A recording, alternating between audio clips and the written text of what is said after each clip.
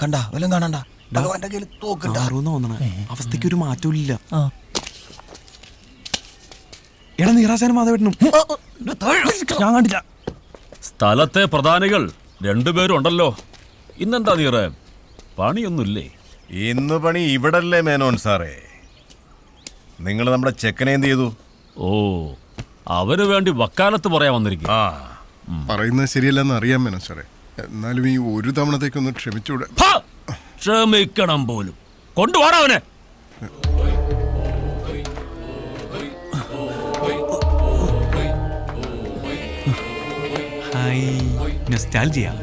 നാട്ടുകാർ ഈ വക സമ്പ്രദായത്തിൽ ഒരു മാറ്റൂല അല്ലേ? ബോംബെയില് ഇങ്ങനെയൊക്കെ തന്നെ. ബോംബെ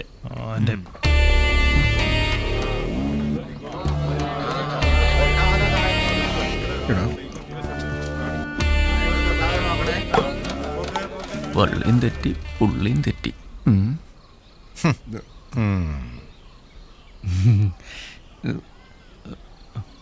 ഇവന്റെ കൂടെ കുറെ വിളഞ്ഞന്മാരും കൂടി ഉണ്ട്. എല്ലാറ്റിന്റെ നോക്കി വെച്ചിട്ടുണ്ട് ഞാൻ. നിങ്ങളേടാ? എടോ മാധവ, തനിക്ക് ഉളുപ്പില്ലടോ. കാശ് ചക്കച്ചോള പോലെ എണ്ണി വാങ്ങിച്ചിട്ട് തിരിച്ചു തരാൻ പറ്റാണ്ടാവുമ്പോ കണ്ട പിള്ളേരെ വിട്ട് മോട്ടിക്കല്ല വേണ്ടത്. തൊണ്ടി സഹിതമാണ് അവനെ പിടിച്ചിരിക്കുന്നത് ഞാൻ. അവനെയൊക്കെ പിടിച്ച് അകത്താക്കുക വേണ്ടത്. നിർത്തണോ? കുറെ നേരമല്ല മേനോനെ. ഇതൊക്കെ ചിന്തിക്കുന്നതിന് മുമ്പ് ഒരു കാര്യം ഓർത്തോ. സൂര്യൻ ഉദിച്ച് ഉച്ചയിലെത്തിയ പിന്നെ പെരുപത്ത് കടവുകാരുടെ നാക്ക. വെറുതെ നാട്ടുകാരെ കൊണ്ട് അതൊന്നും പറയിപ്പിക്കണ്ട. ഇപ്പൊ ഇതാ നല്ല കൂത്തായേ. ഉത്സവപ്പറമ്പ് ഇവനൊക്കെ കാട്ടിക്കൂട്ടിയ തോന്നുന്ന വെറുതെ വിട്ടതാ. ഇന്ന് ഇതിനൊരു തീരുമാനം ഉണ്ടാക്കാൻ ഇവനെ അടിച്ചു കൊടുത്താൽ പ്രശ്നമില്ല. എന്നാ അതൊന്ന് കാണണമല്ലോ. കാണാം. ഗോച അയച്ചു വിടറോ. അല്ലടിയം പറഞ്ഞത് ചെയ്താ മതി. അയച്ചു വിടറോ. അതാ രണ്ടു കൂട്ടർക്കും നല്ലത്.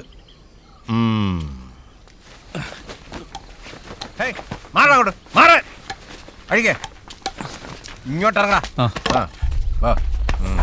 ചെറുക്ക, ഇവനെ പോലുള്ള മരംകേറുകളുടെ കൂട്ടുപിടിച്ച് ഇവിടെ കയറി നരങ്ങാനാണ് ഭാവമെങ്കിൽ തീർത്തു കളയും എല്ലാറ്റിനെയും. ഉത്സവം കഴിഞ്ഞ ശ്രീദേവിയുടെ കല്യാണം. അതിനു മുമ്പ് ഈ പരിസരത്ത് കണ്ടുപോകരുത് ഒരുത്തനെയും.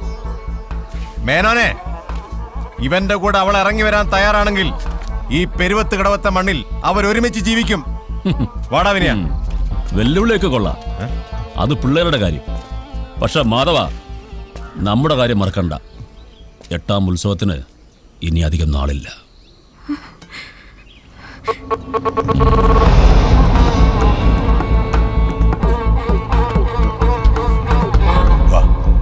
നീ വാ.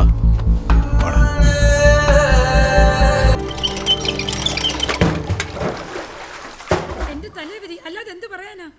ഒരു തുണിയില്ലാതെ 2 എണ്ണത്തിനെ വളർത്തി ഇത്രയും വരെ എത്തിച്ചു. ഇതിനി അറിയാൻ ആരും ബാക്കിയില്ല. പോത്തുപോലെ വളർന്നിട്ടും ഈ വീട്ടിൽ 2 മനുഷ്യജീവികൾ ഉണ്ടെന്നുള്ള കാര്യം അവൻ ഓർത്തില്ല. അതെങ്ങനെയാ? മര്യാദയ്ക്ക് പണിക്ക് പോകാൻ പറഞ്ഞാൽ അവനോട്ട് പോകത്തുമില്ല. സിനിമയും പാട്ടും കൂത്തുമായിട്ട് നടന്ന ജീവിതം തോലിച്ചോ? എന്തെങ്കിലും ഒരു വീണ്ടും വിചാരം ഉണ്ടായിരുന്നെങ്കിൽ ഇങ്ങനെ ഒരു തോന്നിവാസം ചെയ്യുമായിരുന്നോ? നിന്റെ താഴെ ഒരെണ്ണം ഉണ്ടെന്നുള്ളത് പോലെ നീ ഒന്നും ഓർത്തില്ലല്ലോടാ. അതെങ്ങനെയാ? നിനക്കൊക്കെ തിന്നിട്ട് എല്ലിന്റെ ഇടയ്ക്ക് ഇറന്നിന്റെ മുട്ടലാടാ ഇത്. എന്തോന്നാ വിനയ നിന്റെ വിചാരം? നീ വലിയ കൊമ്പത്തെ ആഫീസറാണെന്നോ? 10 സെന്റ് ഭൂമി ഒരു ടാക്കീസിലെ പണിയും വെച്ചിട്ട് നാണം ഇല്ലടാ നിനക്ക്. അതിനെന്താ അമ്മേ, നല്ല പൊന്നു പോലത്തെ മരുമോളല്ലേ കിട്ടിയേക്കുന്നേ. എന്റെ കയ്യിൽ നിന്ന് മേടിക്കാതെ കയറി പൊക്കോണം നീ. ഒരു ഉപദേശക്കാരി വന്നേക്കുന്നു. എന്റെ പൊന്നമ്മ ഒന്ന് നിർത്തോ? ഇത് വല്ല സ്വൈരികേടായല്ലോ. ഇപ്പൊ ഞാനാണല്ലോ നിന്റെ സ്വൈരക്കേട്.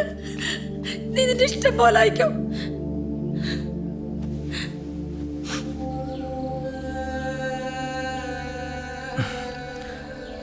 അല്ല നിറാശൻ, പണ്ട് വനജേച്ചിയായിട്ട് ഒളിച്ചോടിയപ്പം പേടി തോന്നിയില്ലേ? എടാ വിനയ, എടാ ഓരോ മരത്തിലേക്കും വലിഞ്ഞങ്ങ് കയറുമ്പോ ഉള്ളൊന്ന് പെടയ്ക്കും. പക്ഷെ അങ്ങ് മുകളിലെത്തിയാൽ ആവേശത്തോടെ അങ്ങ് കൂവിത്തീർക്കും. എടാ പെരുവത്ത് കടവും നമ്മുടെ മനസ്സും ഒപ്പമുണ്ടെങ്കിൽ പിന്നെ എന്തിനാടാ പേടി? അന്ന് എനിക്ക് മാധവൻ ഉണ്ടായിരുന്നെങ്കിൽ ഇന്ന് നിനക്ക് ഞങ്ങൾ 2 പേരും ഉണ്ട്. ധൈര്യമായിട്ട് ഇടാ. എല്ലാ ചെറുപ്പക്കാർക്കും ജീവിതത്തിൽ രണ്ടും കൽപ്പിച്ചൊരു തീരുമാനം എടുക്കേണ്ടുന്ന ഒരു സന്ദർഭം വരും. അത് മിക്കപ്പോഴും സ്നേഹിച്ച പെണ്ണിന് വേണ്ടിയിട്ടുമായിരിക്കും. അല്ലടാ? പിന്നെ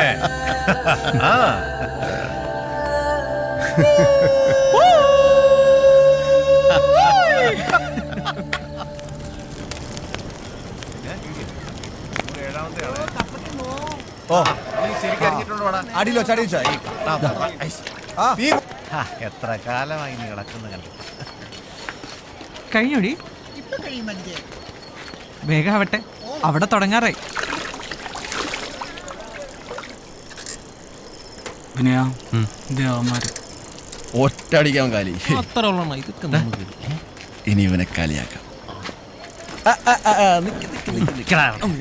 എടാ വിനെ, നിനക്ക് ഇതെല്ലാം കിട്ടിയത് കേട്ടല്ലോ. ഹാപ്പി അല്ലേ? എടാ നിന്നോട് ഞാൻ എത്ര പ്രാവശ്യം പറഞ്ഞിട്ടുണ്ട്, വടക്കം ഭാഗത്ത് കയറി ഒരുപാട് അങ്ങ് കിളത്തല്ലെന്ന്. അണ്ണൻ പറഞ്ഞത് മനസ്സിലായ? ഇല്ല മനസ്സിലായില്ല അണ്ണാ. എന്നാ മനസ്സിലായില്ലെന്ന്. എന്നാ മനസ്സിലാക്കി തരാടാ. മനസ്സിലാക്കി താടാ. എടാ നിന്റെ തന്തയ്ക്ക് സ്ത്രീകളെ വീട്ടിൽ നിന്ന് വടക്കം ഭാഗം. കിളത്ത് പോലത്തൂന്ന് പോടാ പുല്ലേ അവിടുന്ന്. രാത്രി പെണ്ണിന്റെ വീട്ടിൽ കയറി വിളിച്ചോണ്ട് എടുത്തോളാടാ നിന്നെ. അവന്റെ അമ്മൂമ്മയുടെ നിക്കറും ചക്കറും. ഇന്നലെ വിനയനെ ശ്രീദേവിയുടെ മുറിന്ന് പിടിച്ചൂന്ന് നീ അറിഞ്ഞില്ലേ? അതിനെ ചൊല്ലിയുള്ള ബഹളം അവിടെ കേട്ടത്. എന്നിട്ട് ഭഗവാൻ ശരിക്കും കൊടുത്തുന്നാ കേട്ട്. നാലും ചെക്കൻ്റെ ഒരു ധൈര്യം പിടിച്ചേക്കണ പുളിങ്കൊമ്പിലാ. അതേ പറഞ്ഞുണ്ട്. വിനയ നീ ആള് കൊള്ളാലടാ. ഞങ്ങൾക്ക് അടുത്തെങ്ങാനൊരു സദ്യ കിട്ടുവാ. നടക്കും നടക്കും, ഭഗവാനാണ് ആള്.